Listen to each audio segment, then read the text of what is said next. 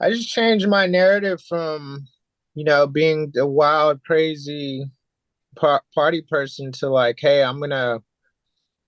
what I'm gonna give back to skateboarding is influencing, helping others through my experience and what I've been through, and sharing my story, and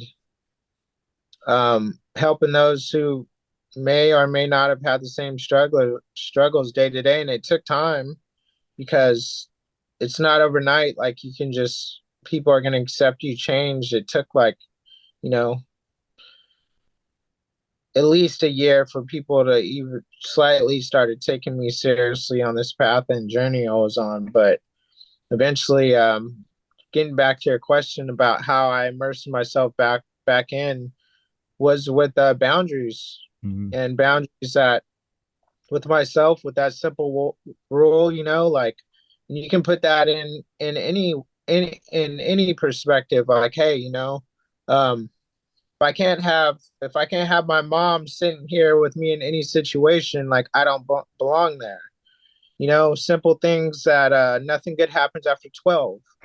I don't I don't need to be outside driving around or whatever. I don't have to make it to every party and be a people pleaser and be everywhere because in the skateboard industry we just have things going on all the time. So I just pride prioritize it with my boundaries and myself and what I have going on, and kind of take that inventory to see if it's worth me going to or not going to certain things or being around certain people, um and putting myself in situations, because ultimately anything that happens or doesn't happen is your fault. It's really a choice. So there's been a couple of times where I've been in some situations where people have like pulled out drugs, and that's I look at it like that's my cue. Feeling bad about leaving or saying bye to anyone or not, I don't freak out and be like, whoa, hey, you got cocaine on the table? What are you thinking? I'm in recovery. I'm just like, if I'm not in those situations like that anyways, but I'm saying it has happened. And even if it's in a public area, when I see what's going on, it's just like, then that's my cue to exit and go. Yeah. Unapologetically. No, yeah, not at all. I don't say bye to anyone. I'm just like, yeah, I'm gonna head out. See ya. I'm like, I'll see Yeah. y'all later. It was tough for me. Tell me if you went through.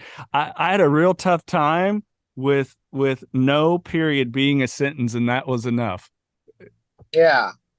It's hard because we're people pleasers. We want people to like us, and the thing of it is you can't, not everybody's gonna like you, whether you know it or not.